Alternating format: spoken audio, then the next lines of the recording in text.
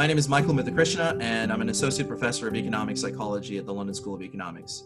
My research focuses on how humans evolve, the ways in which we're different and similar to other animals, what that tells us about the world today, including how culture, this body of information, evolves over time, and then what we can do with that information to address some of the, to me, the most pressing social problems of our age, and the kind of pressing social problems that we really need to solve in the coming decades. The big question that I'm interested in is what affects our level of intelligence as individuals and as a society? It's a controversial question. Let's start with what most people think. It's this thing. We've got brains and they're huge, 3 times as large as the chimps and 3 times as large as our ancestors just a few million years ago. So large that we have to fold our skulls to birth them. And so naturally, a lot of the focus has been on unraveling the mysteries of this impressive hardware. And you might think that a bigger brain is always going to be better, but if you do, you should wonder why more animals don't have enormous brains. Part of the answer is that brain tissue is energetically expensive. Big brains let you store, manage, and process more information, but you have to pay the energy bills. You have to be able to reliably find enough food to feed those big hungry brains. And while today we produce more than enough calories to feed the world, even if it's not equitably distributed, for most of our history, and for most animals even today, much of our day was spent searching for food. And yet, we do have these giant brains. For humans, more and more evidence suggests that if you want to understand our intelligence, you need to understand both the hardware and the software. The hardware does matter. Pollution, disease, lead in the water, insufficient nutrition, exposure to smoking, all of these are examples of things that harm our body's ability to build good brains. But we're a little different to other animals. When most animals encounter a new environment, they're forced to genetically adapt. Powerful muscles to outrun local predators, fur and fat to keep from freezing, proteins to make plants less poisonous. But genetically, humans changed very little. There were, of course, some adaptations, skin color, for example, to optimize vitamin D synthesis and minimize skin cancer as a function of latitude, how much UV radiation there is. If you're dark-skinned in Europe, you need to take vitamin D supplements. If you're light-skinned in Australia, slap on some sunscreen. There are other examples like our ability to process various foods, lactose being a prominent example, to protect against disease like malaria, genetic adaptations to altitude, and so on. But there is more genetic difference between 2 groups of chimpanzees in Africa than 2 groups of humans plucked from Europe and Asia. So unlike most animals, when we encountered a new environment, we figured out how to handle it with our software, the stuff that's running on our brains. We didn't just evade the local predators, we hunted them. We didn't evolve fat and fur, we wore the pelts of our prey. We didn't process the poisons in our bodies, we processed the plants before we ate them. So for humans, that shifts the question of intelligence to how did that software get written? Now, some of it was individually learned. Think reinforcement learning. Touch a hot ember, it burns, don't do that again. Eat a tasty mango, it's yummy, so find some more. And some of it was genetic. We like sweet foods over bitter foods. We love some good gossip, and we might even be instinctively drawn to fire. But a lot of what we need to survive is not genetic or individually learned. We require cooked food, for example, to feed those hungry brains. But as many of you know, we have no instincts for how to cook or even how to create a fire. A lot of that software is vicariously acquired. We conquered every ecosystem by developing tools, techniques, and traditions, beliefs, values, and norms. Mental tools like counting. Many societies have a number system that only explicitly counts 1, 2, 3, and then many. We have mental tools that have developed over cultural time, like if P then Q reasoning, which populations that don't have access to formal education can't seem to instinctively handle. And even just learning, how to focus or what to focus on. That body of knowledge, what we call culture, has been expanding in our species beyond the capacity of even the smartest among us. And so many of the features of our society are designed to handle that ever-growing body of knowledge. We grew our brains to the point that we have difficulty birthing them. Even today, unplanned birth interventions like emergency cesareans or forceps, so these are unplanned interventions, are predicted by head size rather than body size. We did other things, like we extended our juvenile period so that we could spend more time learning. And we've continued to do that culturally. We have a cultural adolescence. So think back to the period when you could actually reproduce and when you actually do. And you can see that that period has been expanding to the point where we now spend the first 20 to 30 years catching up on the last several thousand years of human history. We specialized, so we divided up the knowledge and the labor.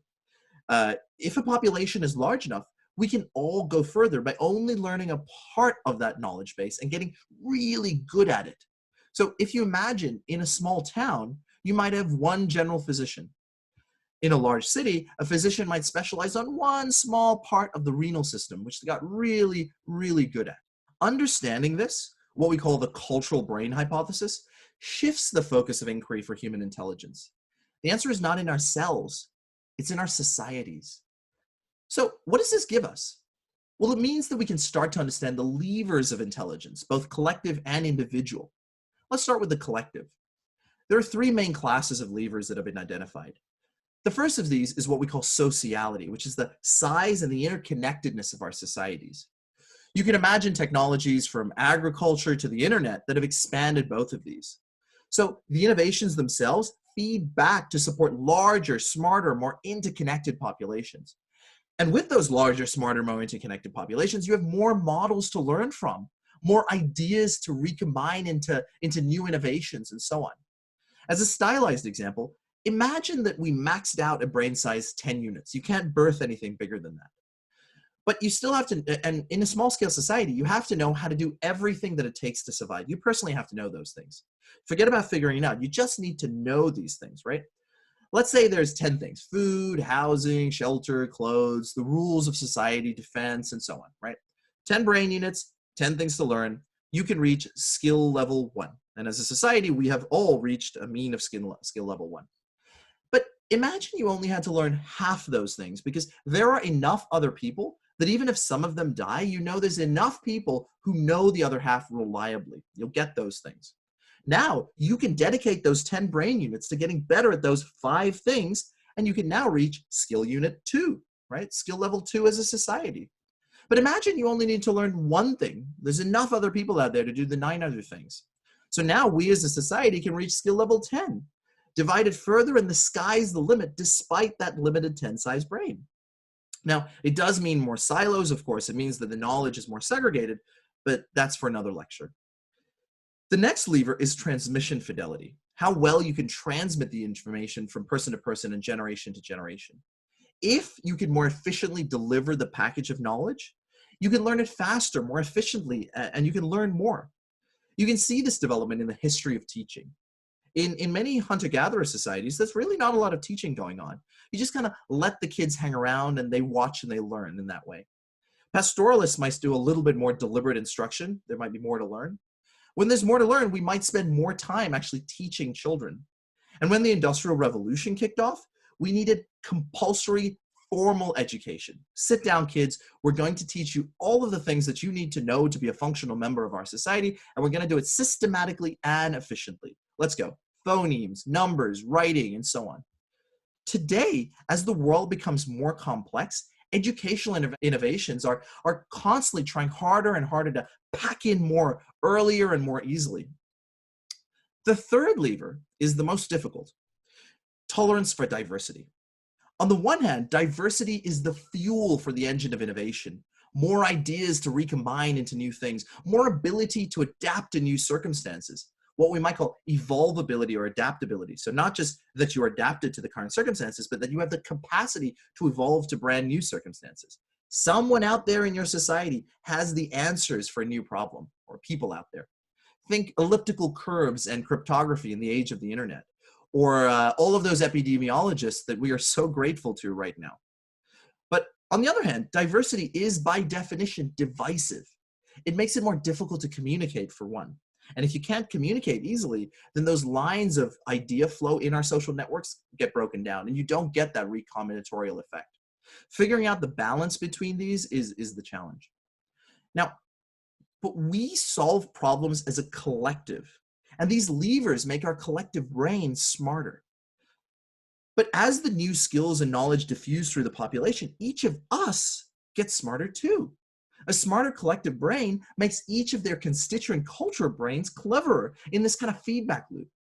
So from this perspective, individual intelligence and IQ becomes a proxy for those mental tools that you've learned, a proxy for cultural complexity, with IQ tests measuring what your society thinks is most useful. So it's not so much that a culture-free IQ test makes little sense. It's that the culture-free IQ makes little sense for a species as dependent on cultural knowledge as we are. And so then all of those facts about IQ shouldn't surprise you at all. It shouldn't surprise you that IQ predicts school and work performance in weird, that is, Western educated, industrialized, rich democratic societies, or that IQ test results are most predictive of jobs that are classified as high in information processing compared to low in information processing, or that educational interventions can raise IQ, or that there are differences between groups over time. So the Flynn effect. Take the Flynn effect as one example. The rise in IQ over generations, taken at face value, would render past generations barely functional. So that can't be right. But if instead IQ is this reflection, or that the Flynn effect is driven by this increase in cultural complexity, then it makes a lot more sense. So widening education, better pedagogy, more complex media. Think of the TV shows from the 60s and 70s versus TV shows today, right? Adam West Batman versus The Dark Knight. I Love Lucy versus Rick and Morty. Christopher Reeve Superman versus Avengers Endgame. You get the point. So from this perspective, because of the homogenizing effect of cultural evolution on the environment, we're likely overestimating genetic heritability. So our heritability estimates are probably overestimated because cultural evolution has shrunk the variability in the environment, but continues to grow and shrink through these cultural evolutionary forces as new things are invented and as they diffuse. So that means that genetic heritability as an estimate is less a function of a trait to be discovered and more this kind of moving target that is subject to these cultural evolutionary forces. Now, I just want to emphasize that none of this is to say that individuals aren't important. You're not going to get us to a COVID vaccine if you're working in civil engineering. But we solve problems as a collective. Simultaneous invention is the norm in science. Darwin and Wallace both discovered natural selection. Newton and Leibniz both created the calculus. And even if you think your ideas as a scientist are unique and brilliant, you still fear being scooped, which you really shouldn't if they really are that unique and really are that individually brilliant. Now, on the other hand, it was only Darwin and Wallace and maybe a handful of others. It was only Newton and Leibniz. Reconciling why that is will need more time. And I am running out of time. So let me end with this. Sometimes what it takes for science to move forward is to let go of assumptions that just seem so obvious. The Earth, for example, looks pretty flat, and our eyes can clearly see a sun tracing the sky from east to west. But when we let go of that assumption, we get a better model of the solar system. Time feels like it ought to flow the same for all people in all places. But when we let go of that assumption, we get a better model of the universe. The biological world looks pretty chaotic and humans clearly set apart. But when we let go of that assumption, we get a better model of nature. The seemingly obvious assumption that I think holds back the human and social sciences is the assumption of human intelligence. It's not that we're not bright, we are, but not in the ways you think we are, and not for the reasons you think we are. When we let go of that assumption, we get a better model of ourselves and our society.